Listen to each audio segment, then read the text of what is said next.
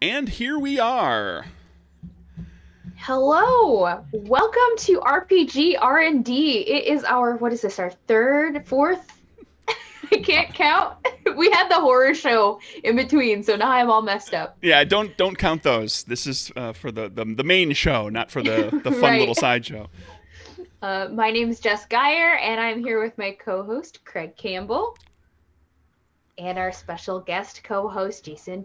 Jason, how do you pronounce your last name? I've never said your last name There's out loud. three pronunciations depending on who you are. I can say it very French. Um, I was trained. I grew up with Pitre. The actual pronunciation is Pitre. Oh, you're gonna Very do few one. people can pronounce that rolling R. You're gonna pull So one I of just those. say, I just say Pitt like Brad Pitt. Okay. Okay. Well, welcome and thanks for joining us. Do you want to give yourself a little bit of an introduction? Certainly. I'm brand new on the scene. Just started designing. No. I've I have been in the industry since 2009, approximately. I started a little press, started working on my first game, and as of 8 days ago, I just incorporated, which is kind of hella cool. Congrats. That's awesome. Um, so yeah, I run Genesis of Legend Publishing Inc. And I have, well, some of the most recent and well-known games that I've worked on include After the War, which is a science fiction role-playing game of mimetic horror that I co-authored with Alistair Stewart. There is Sig City of Blades, which just went on Kickstarter and funded quite well, which is planar fantasy meets Blades in the Dark. So if you want to literally break into the vault of heaven to steal immortality, you can do that. Hooray! Dethrone God, as the meme goes. Yep. I totally need to just make a Dethrone God adventure, because and the other one that I've done recently has been a little game called, now I tried never to pronounce it verbally because everyone says it's there's also multiple pronunciations for this one. Palanquin or Palanquin or Palanquin, depending on where you're coming from. The thing that people haul around a rich noble on, that thing. Yeah, I know what you're talking about. The curse of being someone who learned words by reading them, not by speaking. Yes. As I'm certain we are all experienced with. I am quite familiar with the flaming brazier. Yep. Described so often in D&D adventures. Or the rouge. Yes, or the rouge. And all of their trap springing ability. Yep. Yeah, so that brazier. one is about a princess who's fleeing a palace coup with the help of unlikely rescuers who are unsavory adults. And this is it. The framing story is that this is her recounting the story of her escape to her aunt after she's safely escaped, and before she passes judgment on her escorting the adults who escorted her, because she's trying to choose between if she trusts them or fears them. Ah. Interesting. I like that narrative device. Yeah, it's a perfect safety mechanism, because the princess makes it definitionally. Sure. Gotta get out of there. So yeah, that's who I. Oh, and I also run the RPG Design Panelcast, which is going to be restarting up soon. I just need to grab some of the Metatopia audio, and then I'll be good to go. I also run the Game Design Lounge, which is a weekly video call of various game designers and publishers, where it's just a Zoom call that people join up in, and it's staggered intentionally so that one of them works for everyone except Europe, one works for everyone except Asia, Oceania, and one works for everyone except North America. So that way you always get 2 out of the 3 major geographic areas of the world able to participate, because time zones are terrible. Yeah, that's really good considering how many people are like spread out in the RPG scene everywhere. See, this is why we need a flat Earth, where we could just have the sun above and it's the same time for everybody. Yeah. Honestly, you know what my personal preference is? Discord? The entire world just goes on UTC. And we stop having time zones. I mean, it would still affect some us. people. Yeah, well, no, but the thing is, in London, that is now, they work a 9 to 5. In New York City, you wind up working a 12 to 20. That's never going to happen. I'm really sorry to tell you, Jason, but you're never going to convince a third of the world to have their day at night. Oh, it's not day. It's just like 1,300 hours. In some places, that's the morning. Some places, that's at night. But if you say we're meeting at 1,300 hours, yeah, everyone meets. I don't think it's going to work. Oh, my brain. But anyway. What is our time zone podcast about? That's how EVE Online works. That's actually how EVE Online works. Yeah, but they're still like working on the they're not. My brain is melting.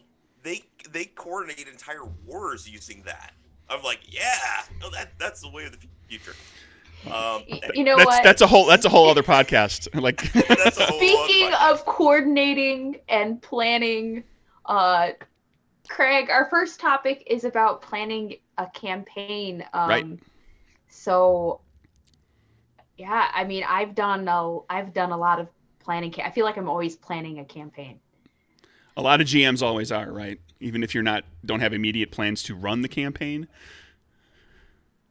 Yeah. You're getting something ready. You're brainstorming ideas, you're jotting stuff down. It's like every time I look something up, I get an idea for a campaign idea, something going on in my head. Always. Yes. Do you have any big campaigns on the docket, Jason? 2020 has done a great job of messing that up. Honestly, a good portion of it is I spend so much time designing games that I don't have enough time playing them or running them. But it's also that I've been running convention games where I'm running 12 games in a day or something ludicrous like that. No, usually it's 6 2-hour games at Gen Con. So that burns you out pretty fierce. Yep. Yeah, I spend most of my Gen Con GMing, which is, I mean, that I like running one-shots, but I really, really, really do like planning campaigns, like thinking of the overarching story and the character growth. That's the real character growth, both in terms of PCs and NPCs. Mm-hmm. There we go. Here we go. Topic time. Great. So real quick, when you're planning your campaign, start with the town, the little area, and work your way out. That's the first piece of advice anybody's going to ever tell you. Don't design the world. But then, just as far as just other things to approach for campaigns, Jason, go ahead with thinking about where NPCs might go. So the fundamental tool that I use that I learned out of terrible experience was find the NPCs who are the glue that tie the PCs together. This is derived in part from the old PC, NPC, PC triangle of Apocalypse World.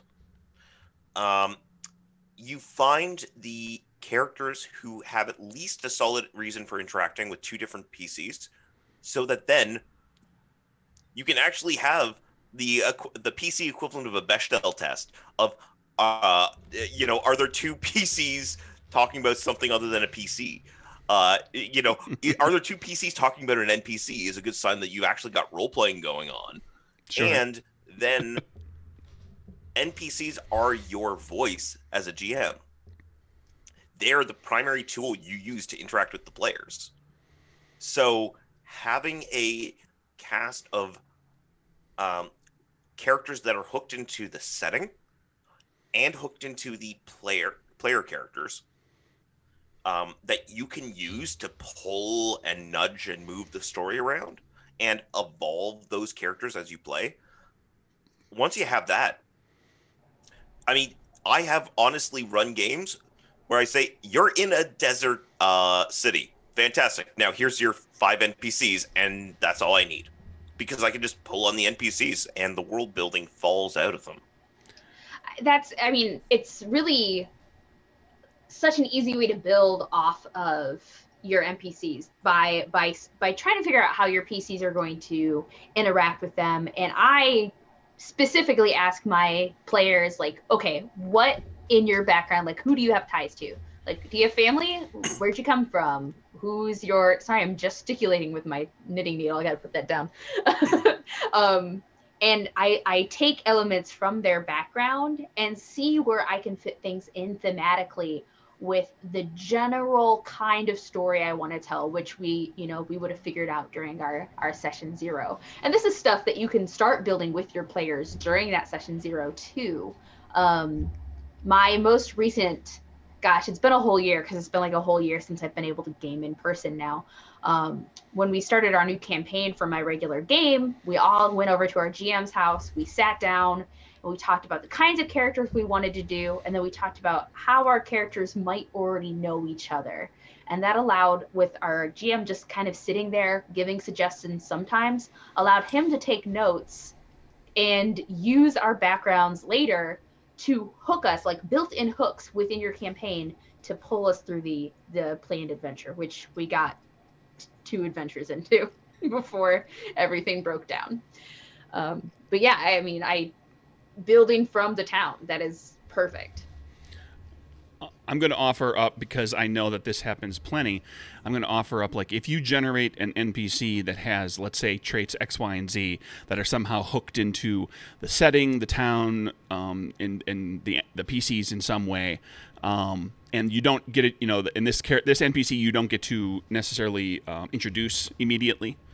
You don't have to fall in love with them. Fall in love with what they can do for the campaign, because at some point the players may decide that this other NPC that you whipped up on a whim, who you expected to be a one-off, they suddenly are really interested in. So you take traits X, Y, and Z, and you shift them over to this character, and now all of a sudden they have like this NPC that they love right out of the gate, because they just, as a group, decided they love this NPC, and now you have all sorts of fun things to do with that NPC. And you can do that with like anything you plan for.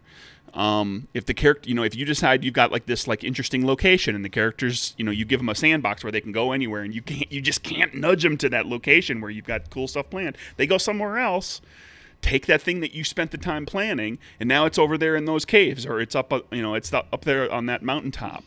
The Quantum Ogre. Yes. I mean, yes, it is ogre is here at the castle. it is a tried and tested technique. Now, the thing that I like doing is I set up something that is big and messy and will impact the setting, and then I figure out exactly how it's going to impact each of the NPCs. Mm-hmm. And then I just go from there. Someone just had their bar burned down by these punks wearing red masks. And then someone else found a red mask in their kid's bedroom. Okay. we got a red mask problem here. So that's I'm stealing that. So that way, no matter what, effectively, as player characters, their options are: we walk around asking for rumors. Odds are that one of the people you know will talk to you, or you talk to one of the people you know, and they'll talk to you. Or you run off into the wilderness, and then it just gets even more juicy as things go cataclysmically bad for the people you know back home. I mean, it's win-win. Yeah, a lot of people are really afraid of railroading their players, so they kind of just let them do kind of whatever they want. But not railroading your players doesn't mean they can't face consequences for not following a very clear plot hook or not following up on leads. That is one way you can kind of save your campaign from being quote unquote derailed too, and making sure that your planning isn't going to waste. Yeah, I try not to. So this is a thing that was particularly well expressed in a particular PBTA fantasy game that I'm not even going to mention anymore. But it's the idea of effectively, here is a clock that's ticking down in the background. And it's just a thing in the world. In the absence of PC interaction, this will happen. And then all you do is you just set those up. And you demonstrate how that clock ticking down manifests in the setting. And if they choose to ignore a problem, well, it's going to be a bigger problem. That's it. They get to choose how they're handling it. Maybe they want to let the red mask cultists continue to run wild. Okay, good for them. That is their choice. But that's my general approach. Hold on, I think that we lost Craig.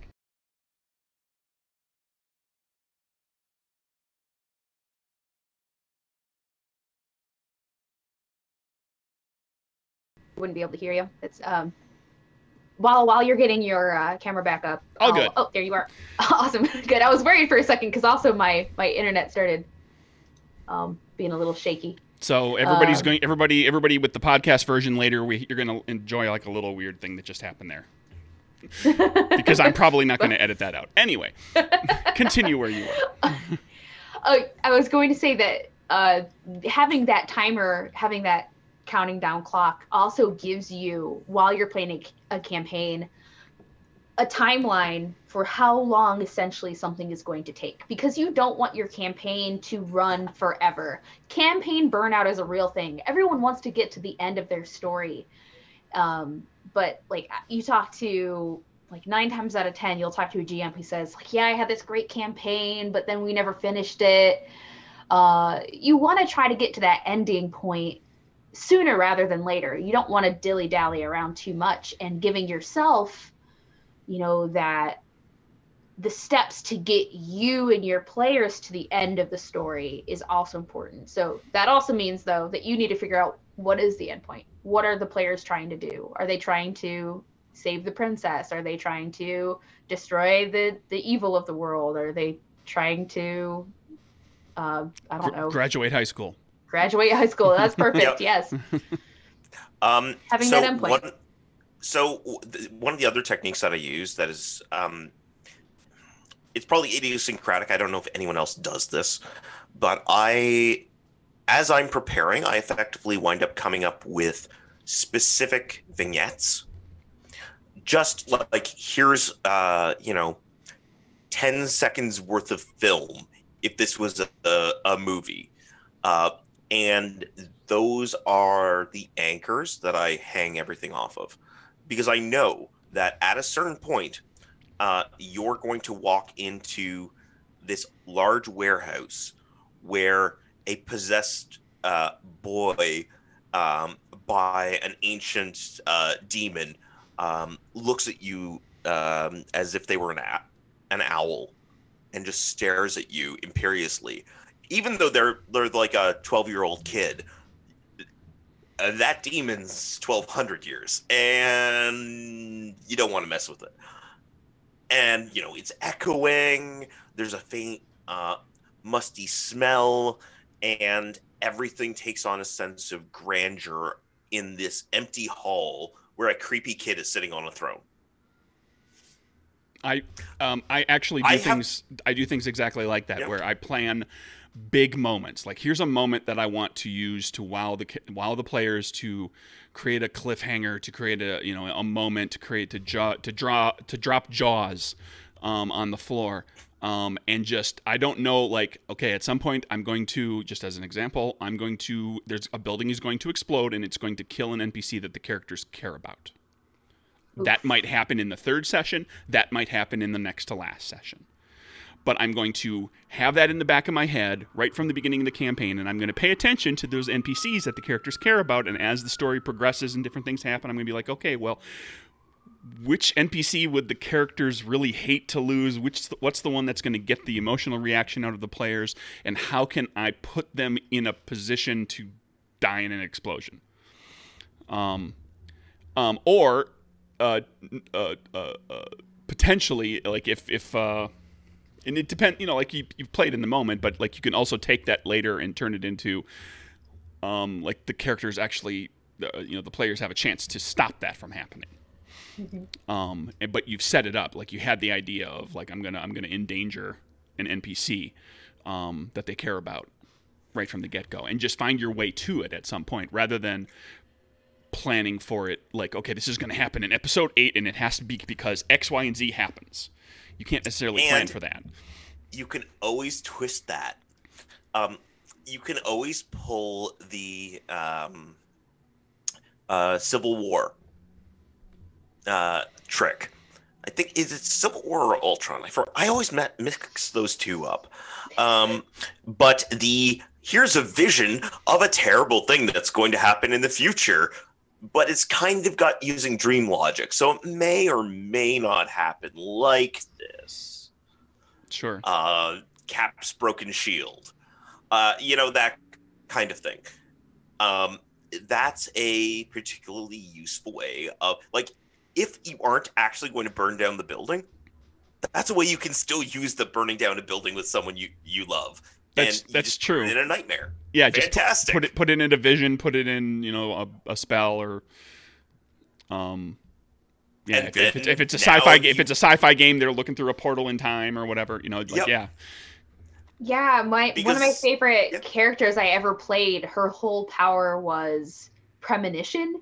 And my GM ended up building every investigation we did. We'd start off with my character having a vision. The first time it happened, I was like, what the heck is happening? Because he made all the other players play characters in the vision. And that would have little plot hooks built in. It would do a good job of freaking me out as a player. And it was one of those vignettes that he could plan ahead of time and make really cool and atmospheric and give everyone a job.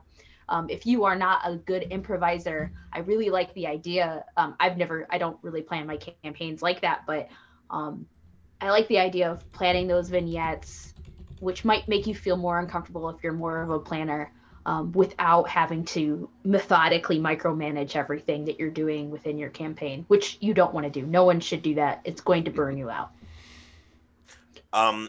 And another related thing,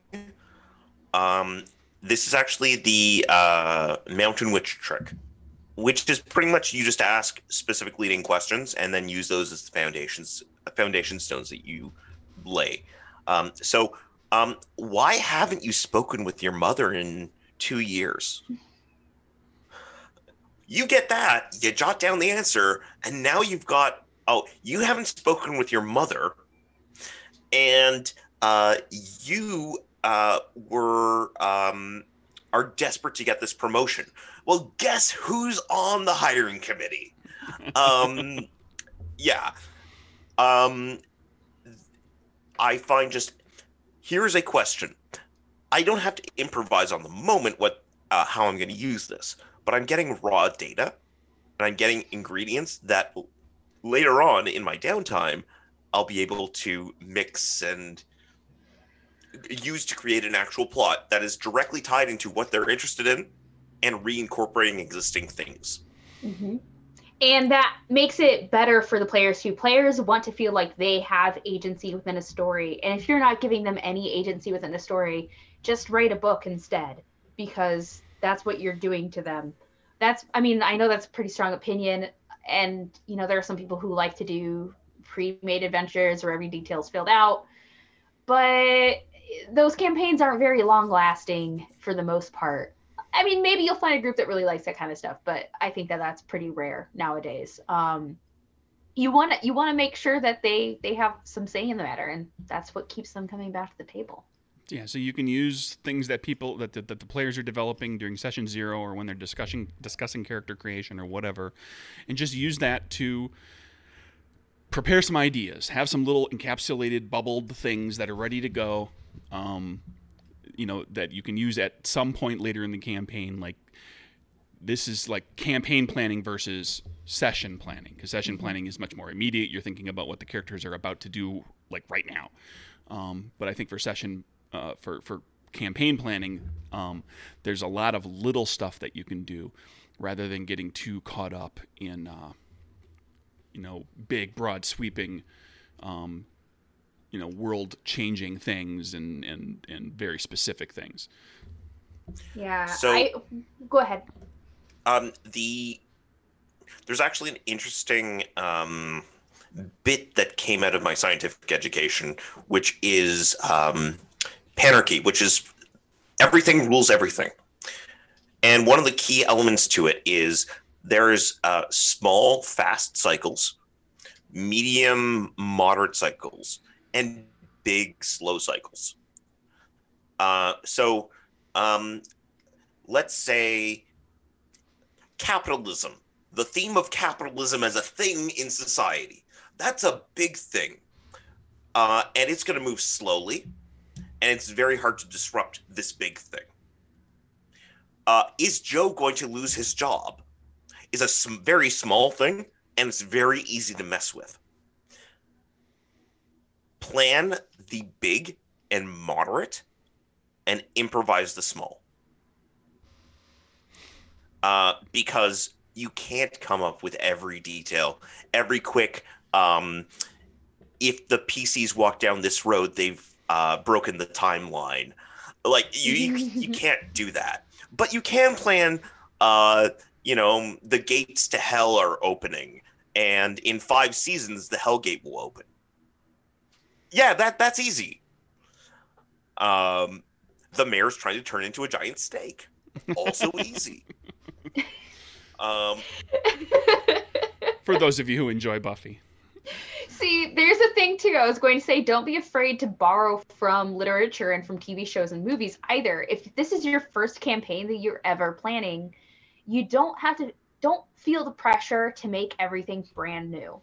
It's okay to rely on tropes. Tropes are tropes for a reason. And you might find that, your players will come up with a more interesting thing later, and you can just pretend it was your idea all along. But using those tropes and planning via a kind of, a 3-act structure where you have the beginning where the players are just starting to learn what the problem is. And then eventually you'll reach a turning point where, like, once they cross this line, there's no going back. They have to make it to the finish line. And then you have your big climax and exposition, denouement at the very end. You want that structure too. Just what you learned in English class, use that, and don't be afraid to make hell open up in season 5. Yeah. So on a related note, I love that fun technique of, I'd like you players to go brainstorm what these mysterious things might be. Ooh, I like option 2. That's real now. That's a great technique. 'Cause wow, someone found a chair, some rope, and a bag of road salt.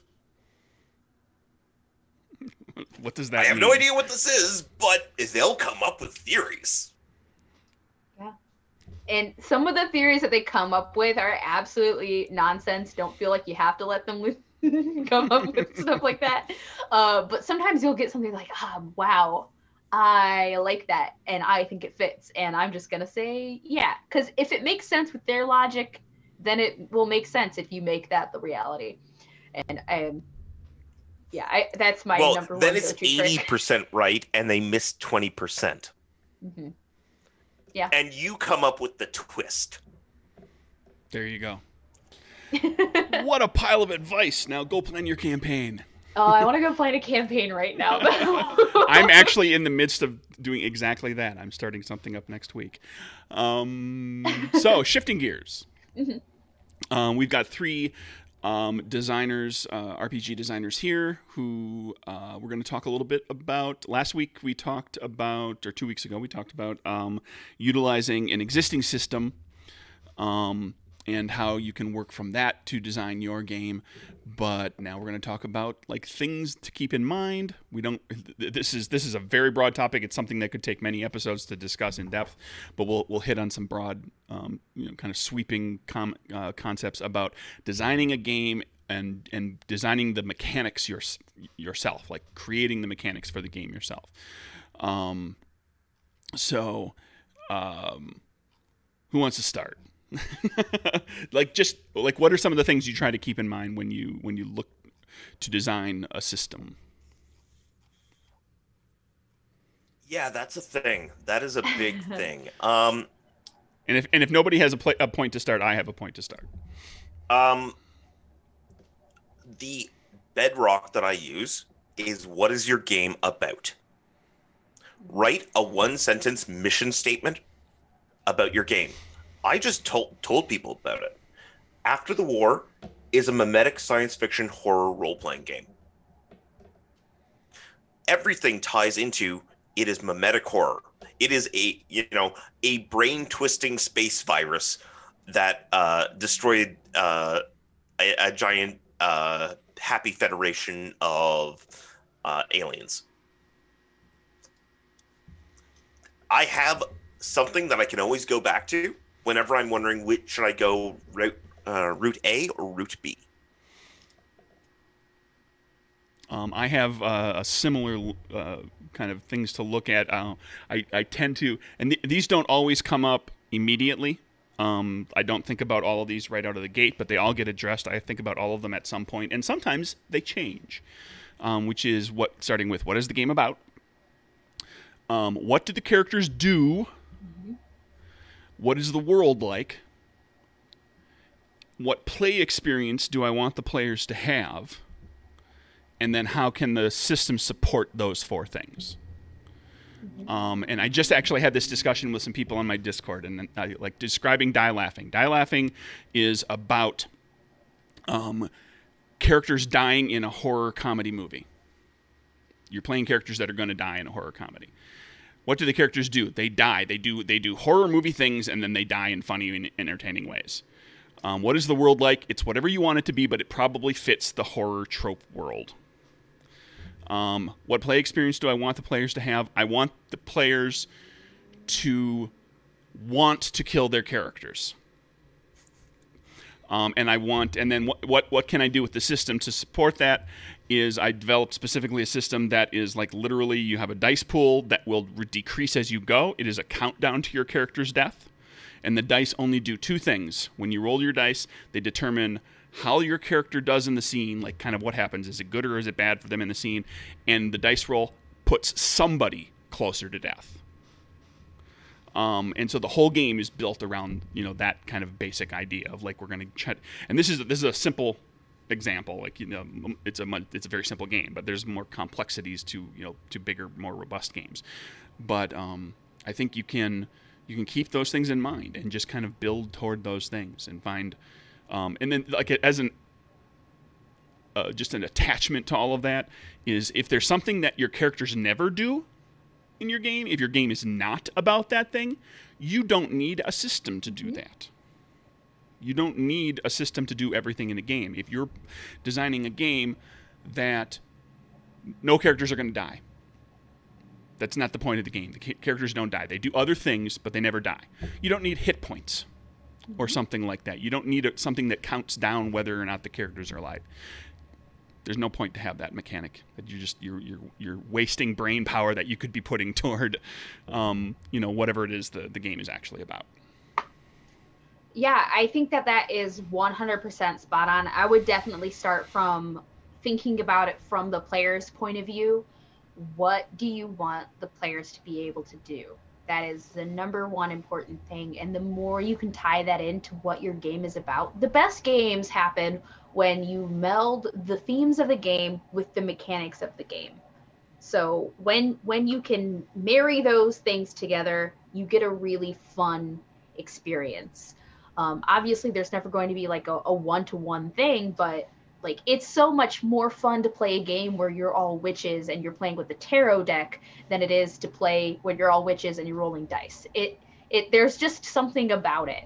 And there are so many ways to go about that, depending on, what exactly it is you want people to get out of the game. Craig, you shouldn't saying that it's a very simple game. Even really simple games can have some neat things going on with them, and it's really not about how complicated something is. People take a look at D&D and they see these rule books that are super thick and they think, oh, my game has to be like that too.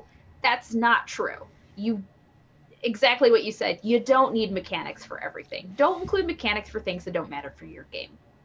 Don't mistake simplicity for elegance. You can have a very simple game that doesn't have a lot of rules to it and have it be very elegant and have it do exactly what the game needs it to do. Exactly. So one of the other tools that I use is I call it the force structures. Every game is consisting of a system, a setting, a situation, and a subtext. So that's a lot of S's. Sorry. But system, the rules and procedures of play. Setting, the fictional context of play. Situation, the reason that the characters are acting. And subtext, how the game relates to real-world concerns. If you go down and you actually nail those four things down, and you pay attention to each of these four elements, then you have a really strong foundation to run off. And it also means that you get to avoid certain landmines of, for instance, not noticing certain tropes that you're reinforcing in, say, your race rules or your gender ability modifiers. There's subtext there that you didn't pay attention to. Not paying attention to having a system that robustly reflects the fiction that you've got. I'm looking at you, GURPS. Sorry, not GURPS, so riffs. I was going to say, just call them out. What? Or a situation where there's no reason for the player characters to ever interact with each other. Mm-hmm. Or a setting that there's just no setting. It's just you're in a white void. Unless you're playing the good place, that won't work. So yeah, I use system, setting, situation, and subtext. And even just writing one sentence about each of those can give you some kind of direction. Mm-hmm. If you go back to our December 11th episode, we talk a lot about what is our November 27th episode. We talked about what is your game about, finding that out, and having that gives you that solid base. All those four things. I like that you put it with the four S's like that, and having some kind of cohesion too within your mechanics, I think, is important. You don't want to do too much. One of the things I don't like about D&D is that I have to use so many dice for different things. I personally prefer systems where I can reuse the same mechanic a couple times. I don't have to dig through a rulebook to find a specific little rule, the more you can condense it. For me, I know some people like really crunchy games, but the more you can condense it, the better play can go. But maybe, again, you want to have a really crunchy game that's more simulacra of life rather than simple. That's a decision you have to make as the designer. And it's interesting that you brought that up too, and I was smiling as Jason was talking too. We in that previous episode we talked about like the what is your game about, and then what is your game really about. Mm-hmm. That subtext there, which is the subtext that Jason was hitting on. Like, Monster Hearts is about one thing, but it's really about something else. Mm-hmm. There's a lot of games that are like that, and you may not, and you actually may not discover what your game is really about and how you can make the mechanics reflect that until partway into the developing the system and examining all of this. You might a number of these things that we've been talking about, you might not figure out, or you might have to change as things develop. You might suddenly realize, oh, this is like, I didn't realize certain things about the caper system until I was sitting down with playtesters and I saw how they reacted to flipping cards and counting cards, and whether and keeping track of cards. And as example, I was worried that some players would find that to be a bug. That would be like, I'm not good at counting cards, other players are, so I feel I'm at a disadvantage. And I was overwhelmed by playtesters saying, no, that is absolutely a feature of the game. Because even if you aren't very good at counting cards, the players are all working together, so the person sitting next to you is saying, keep flipping cards, you've got a lot of face cards. Yeah, we're going to talk about that 2 weeks from now. We're going to talk about playtesting and how that can help you hone your game. But yeah, I mean, I want to play that game. I keep saying that, like, yeah. I forget what I was going to say, so I'm going to stop. So there was actually a really good question on Twitter from J Dragon, which was, how do people actually design new games from scratch instead of hacking something existing? Yeah, J Dragon, who wrote Wander Home. So it forced me to actually sit down and figure out what I actually do. I figure out what are the main sections of play that are distinct from each other. So, for instance, here's the dynamic scenes, and then here's the quiet, introspective interludes. Or in Blades in the Dark style, here's free role-playing, here's your downtime, and here's your mission. Figure out what those big, distinct experiences of play are. Odds are you're going to have at least two different styles.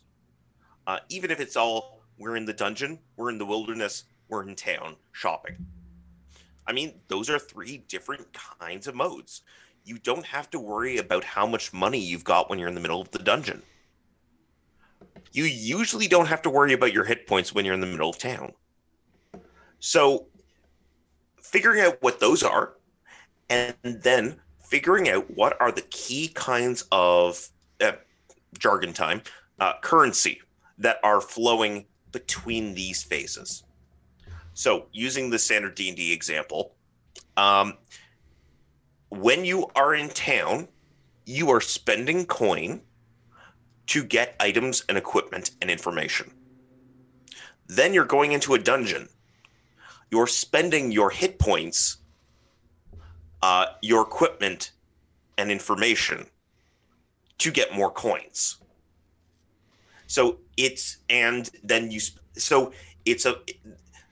Money's going one way, damage is going the opposite way, and you're trying to keep juggling this. That's effectively the dynamic in play there. Some games and some designers will refer to that as the game loop. Yep. Where you start with one thing, then your characters go do this, then they do this, then they do this, and then they're back to that thing that they started with. And the game just kind of rotates that. And all you have to do is look at, you've already established what your mission statement is. You already know what the core themes are. all you have to do is sit down and say, okay, what are the currencies that are moving here? A good example, one of my games, Fate of the Galaxy, which is currently in playtesting, is a game about galactic space opera politics. And you're all, huge leaders of humanity on a fringe world. When you go out and do these big fleet scenes, driving your spaceships or your galactic consortiums, when you are hurt, it's actually hurting your relationships back home, because it means you're putting yourself at risk, you're spending more time away from them, and then you have to go back home and mend fences. You have to go to your kid's soccer practice, space soccer practice, to mend your relationship with her, because that's the consequence of you going out and saving the universe. You're sacrificing something personal. So it's all about the price and the sacrifices of leadership. That's one of those big mission statement elements that I had. So I made a currency that reflects that. Yeah, and I would say too, the more you can make your mechanics parallel within those two realms, the easier it is for the people playing your game to recognize that and use that to their advantage. Because your ultimate goal as a game designer is not to impress other game designers with how fancy your mechanics are or how new and creative they are, but to give your players a good experience. So I like that idea a lot too. And then the next step is you take each of those big sections and you zoom in. So you zoom into, here's the town mechanics. Are there subsections of town? Okay. What are the currencies that are moving between these subsections of town? Once you have that done, and you don't have to know the numbers. You just have to know the arrows. Once you have those arrows in place, then you have something really solid as a skeleton that you can put flesh upon and unleash upon the world.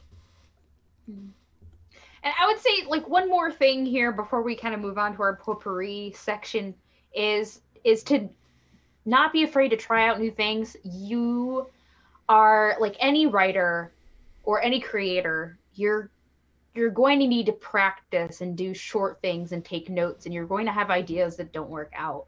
I was at a talk with Alyssa Teague, who designed Geek Out, which is a really fun, simple party game. And she said that she had a notebook where anytime she gets an idea for either a mechanic or for one of those, like a story or subtext or like what a game is about, she puts them in a notebook, and then every once in a while she'll find something that matches up and she'll use that. And there are lots of designers out there who hold game jams and they do mini games and things that are not super serious. They're just kind of ways to test out mechanics, to test out different things. That's what I did to get my start. Me and my partner Alex, we just did a bunch of mini games to try stuff out, things that we wanted to experiment with. There's no reason you have to make something huge your first time ever doing a game. In fact, don't do that. Do something small first and try it out before you try to make the next D&D Heartbreaker. I think we're going to move on in just a moment, but I think maybe, Jess, as we're planning for what we're going to do after this initial 8 episodes, is like maybe an episode at some point where we have listeners or viewers suggest, like, what's a way to do like this sort of thing with a brand new mechanic, with an invented mechanic as opposed to hacking a system. I would love that. And because we didn't really get into actually like design, okay, well, you're going to roll this many dice and it's going to be like this, that. It was more of an overview. I think that at some point we'll address like actually like generating mechanics, like specific things, like saying these dice, these cards, this coin, this rock, paper, scissors, whatever it is. But we'll get to that eventually. I would absolutely love that. That would be a lot. We definitely need to put that on our list. And just brainstorm And dice games are so fun. Like some of the things that you can do with dice specifically are real neat, and there's so much room for development there. So if it's fun, literally just playing with the dice and even ignoring the fiction in front of you, then people really want to play the game. Yeah, it's true. Because it's fun. I'm rolling 3d6, and if I get this right thing, then awesome things happen. It explodes, and I get to roll more dice, and it's great. And they make the little sound when you roll them. For this move, you have to stack your d6s on top of each other into a tower. Yeah, like on a piece of paper, and then you have to yank that piece of paper out without the tower falling.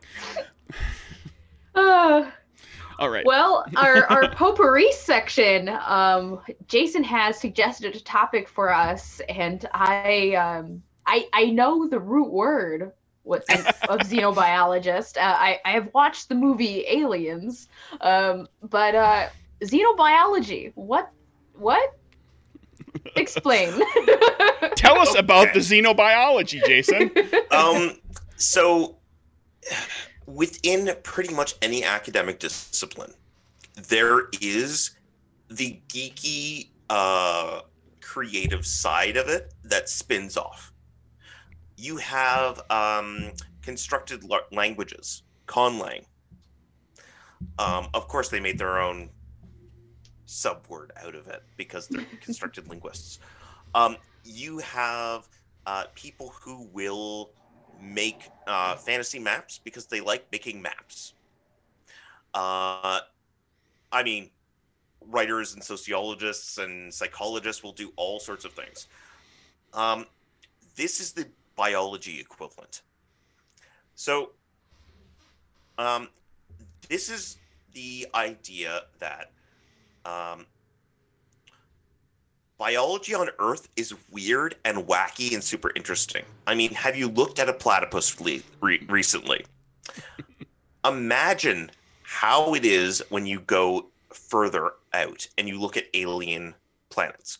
What are some of the neat speculative things you could do? And how would these things fit together? So here's an example. There is a kind of fungus that eats radiation.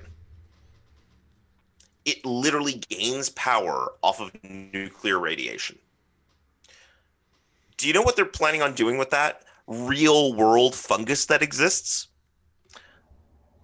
They're planning on putting it in the walls of spaceships to capture cosmic rays to protect astronauts. That's so tight. That's rad as hell. Yes, dude. Yes. So there's a bunch of fiction that does this particularly well.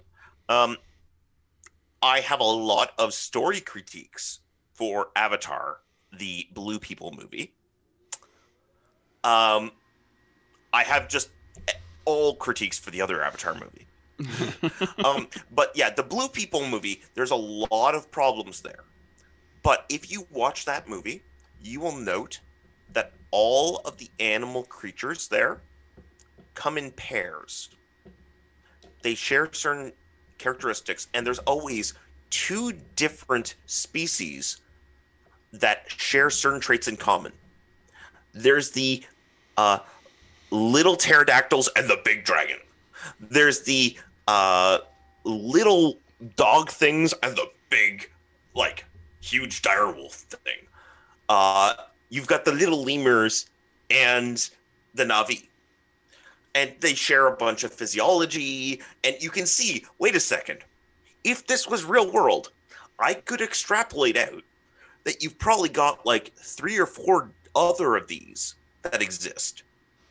And we've seen how these ones work. So who eats the lemurs? There's got to be something that eats the lemurs. And then how do the lemurs protect themselves from whatever eats them? So you get a sense of the dynamics of how all the creatures interact. And then you get all the fun speculative weirdness in play. So there's in one of the later books of The Expanse, they go to an alien planet, and they have a xenobiologist who's on there, who's cataloging the local species. And there's this like lizard thing, and when it tries to eat something, what it does is it effectively expels its stomach around the thing. Yeah, I've seen that. And then just eats it and then sucks it in. That's how it eats. I'm like, yes, that's perfectly valid. There's spiders that do similar kind of stuff. Okay, that's neat. So xenobiologists are people who do this kind of thing and make up ecosystems for fun. Hi. I am like so into this. Okay, real quick, I want to read this comment from the chat because it freaks me out and I love it. It's from Game Biologist. FYI, white pine trees have a symbiotic relationship with a fungus that lets them kill and eat insects. Yes, the Michigan State tree is semi-carnivorous. Yep. And there's also a number of plants that when they're injured, they release pheromones that tell the predator or the parasite of the thing that normally eats them, hey, your dinner's ready. So that's like The Happening, but more real. It's like it's a situation of a mouse going, hey, a snake's coming me. Hawk, dinner's here. Eat, here. There's a snake. Like, yes. Well, that's also kind of like toxoplasmosis, which, lives and breeds in cats, but it infects mice. I can't remember how that works, but like, there's like this triangle relationship between that and mice and cats. Like, yep. One of the things that gets me the most about the idea is of xenobiology and what might exist and what you can imagine, and eventually some biologist will actually try to make, is the idea that we as human beings look around our planet and we see each other and we see all the different types of animals that you can learn about on the planet, and you say, okay, I recognize all these different types of things. I don't necessarily know what that is, but I get, like, that's okay. That's like a worm kind of thing, and that's a thing that's got 4 legs and fur. And we understand all of this stuff, that if we were to actually travel to another planet that had life on it, if we were to actually encounter an alien species, it is entirely possible, given the sheer infinity of variety possible in the universe, that we wouldn't even recognize it as a living being, because it would be so different from our own frames of reference. We would probably recognize it in the same sense that we recognize as viruses, as we think they're kind of alive. Maybe they don't hit everything on the checklist, so we're arguing about it, but we think it's alive. Maybe. Right. But at the same time, we could travel. We could travel into the stars and come across a star, let's say. Yes. A burning ball of gas, and never realize that that thing is intelligent and looking at us and studying us right now. Because the idea of a burning ball of gas that is a living thing is just not in our scope of understanding. That's eldritch horror. I don't like it. But just And that's, yeah, exactly. Like, it's like, but even Lovecraft and eldritch horror is confined to our understanding of, like, oh, it's slimy and it's got tentacles and it's really big and it slips in sideways through a dimension and all that stuff. Like, we may not have even imagined the physical form that something can take on. Like, nobody on this planet has even thought of it. Yeah. And we could have already encountered it. I like the idea of like crystal creatures and things like that. I've looked into stuff like the crystalline beings and. So can I just barf forth xenobiology at you? I am ready. I've learned so much and I want to know more. So I do this for fun, because of course I do. One of my games, it was triggered by a question of, what about an arboreal squid? So I sat down and thought, like, okay, there is an arboreal squid. How does that work? Why would that work? So, okay, you need to climb, and you need to be able to catch things easily. And there's trees. Okay. So why would you need to be able to catch? So clearly, something moves fast in this. Maybe it's like a bird analog that you're snatching out of the air. But you don't need to have like 8 tentacles to do that. You know what you really need 8 tentacles to? If the trees are like willow trees and they move around in strong winds and then they fling you. So you get effectively like sugar glider meets squid cuttlefish that go flying between trees, being flung by strong winds. I am slightly afraid of squids, and the idea of this I do not like. They're called squidurals. They also have some rudimentary tool abilities, and they get nuts from each of these trees, and you'll see them actually like taking a rock and breaking a nut with the tree, and then cuttlefishing. So it's a cuttlefish squirrel. I love how you could take like just having one idea and then you start creating this ecosystem around it, and that's such a fun way to develop a weird setting, like a fantasy setting. I'm so tired of fantasy settings where it's it's a horse dog, it's a dog and a horse, it's and that's it, but the rest of our world is normal. It's like the Pokemon problem, like it's a normal world but Pokemon, but that doesn't make any sense. It's horrifying when you think about it, because every animal is Pokemon. Some of the plants are Pokemon too. What are you eating? Well, it's obviously Pokemon. They eat Pokemon in canon. Magikarp sushi? Like, okay. Poor Magikarp. So, in my other game, my recent game After the War, this is literally set on an alien planet. And one of the fun little things on there is all of the humans and Martians and various aliens have brought in their own local species to this alien ecosystem. So I am certain that there's people in the chat going, oh my God, that's horrifying. Yes, that's the point. I wanted it to be wow, this is working well, except it's not. Why is the water turning purple? So in this setting, I said, okay, they never evolved vascularization. So veins and xylem and various things to pump water through. And they use calcium instead of lignin.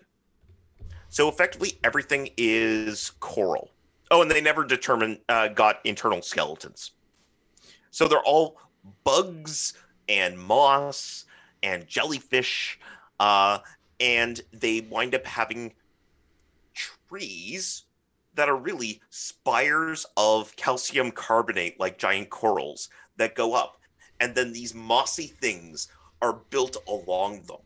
The reason why there's none on the bottom is there's little grazing creatures that come around and effectively eat all of the low-hanging moss.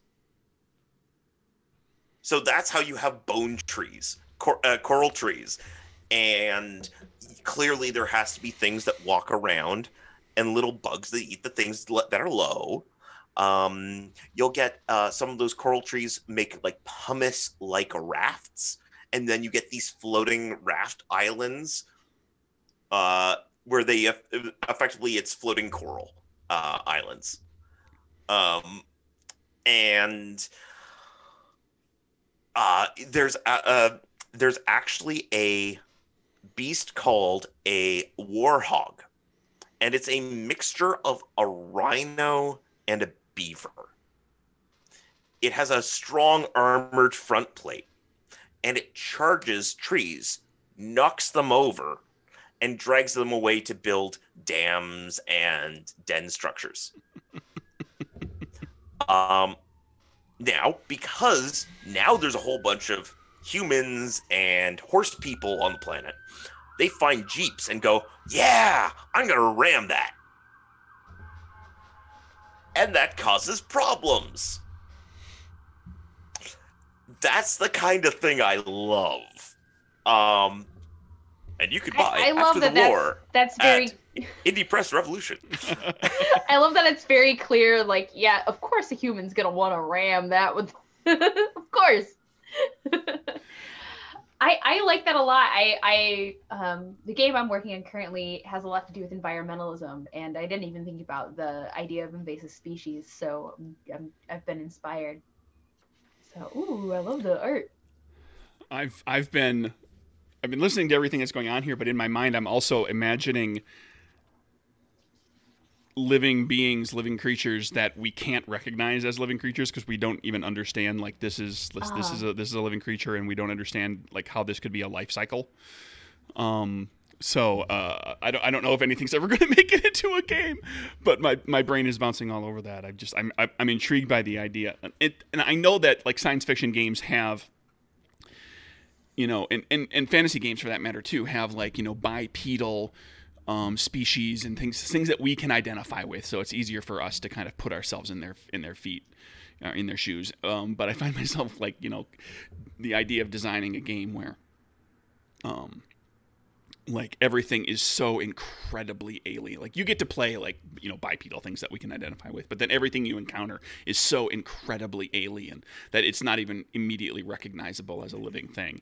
And it is its own interesting kind of threat that has to be dealt with. And this becomes a science fiction game where all the monsters are you couldn't like there's no analog for it on Earth. There's nothing on our planet that acts like that functions like that, where you just make something up completely, because you can completely bend the rules. I mean, the science nerds will say, well, you know, like that, like you can't have a life form that's, you know, get carbon-based life form, right? You can't have a life form that's based off of this element or that element. Whatever, you know, like it's a science fiction game or story or whatever. But you could just do some bizarre things where you just have like, you know, it's a pool of liquid that never moves, but it's actually alive, and it slowly consumes the dust, which is the skin flaking off of other creatures that live on this planet. It's highly acidic, and it just eats that, and it just slowly gets bigger over time, and it is ultimately the end game of the world. Like in time, this thing will cover the world, and it's alive. Classic Grey Goo. I like it. I'm creeped out. But we can't. But we can't identify. But the astronauts show up and they just see this pool of acidic liquid, and they can't identify it as being a living thing, because our instruments that we use to detect and measure things don't detect and measure the thing that identifies it as living, because it's a completely different type of life form. And then they bring a sample back home to Earth to study. So, on a related note, and that's how it propagates. On a very related note, Alien and Aliens. There's a real interesting thing there.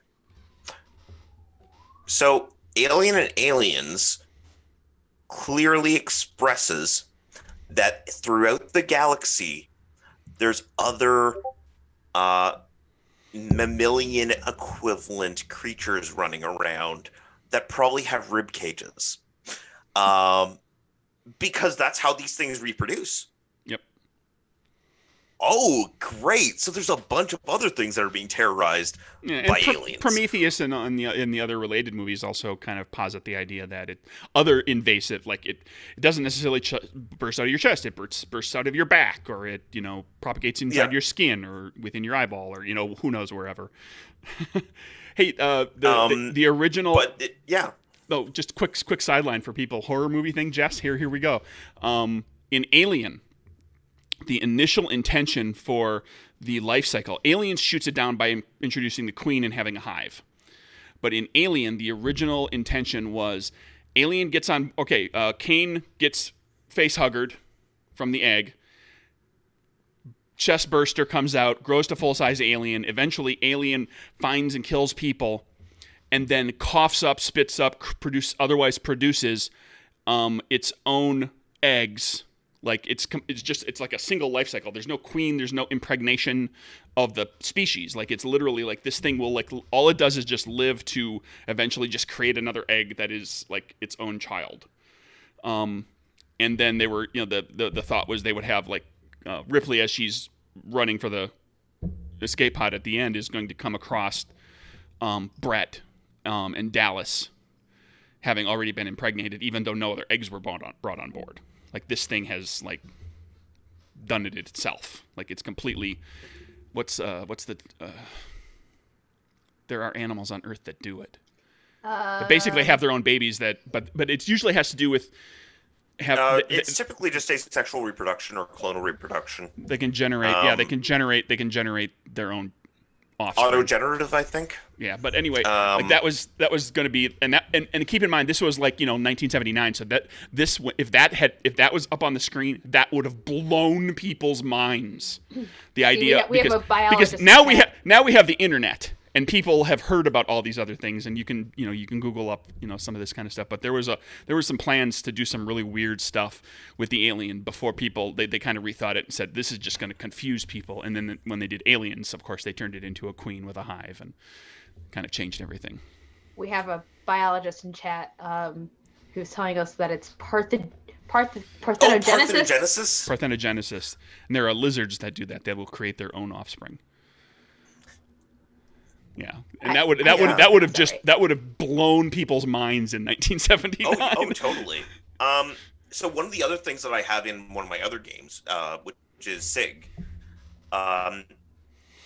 effectively treants. Now they have 3 genders: male, female, and noble. So the nobles are the animate treants who wander around, and they literally just drop seeds everywhere they walk. They drop male and female seeds. Then, less animate, mostly static forests of male and female treants pop up. They reproduce, and when they reproduce, they produce more noble treants. So it's effectively just this horde of forests that keep on spreading as Treebeard walks along, leaving forests in his wake. So in their wake. There's kind of a dual life cycle that has to happen, 2 steps to each step. But it also means that you wind up having really interesting things like the nobles are the messengers between forests. So if you actually look on a grand scheme, you actually see sort of a hub and spoke, like a network effect, as you see here's the common travel routes for treants and these lines of forest connecting these big forest sections. Like, yeah, and all that is effectively, let's have some animate trees and a 3rd gender. Okay. I want to do so many fun things now. I'm leaving this call inspired to make a campaign about coconut crabs and white pine trees. And I want to make a sci-fi game where you go to a planet and it's like, oh, it's barren.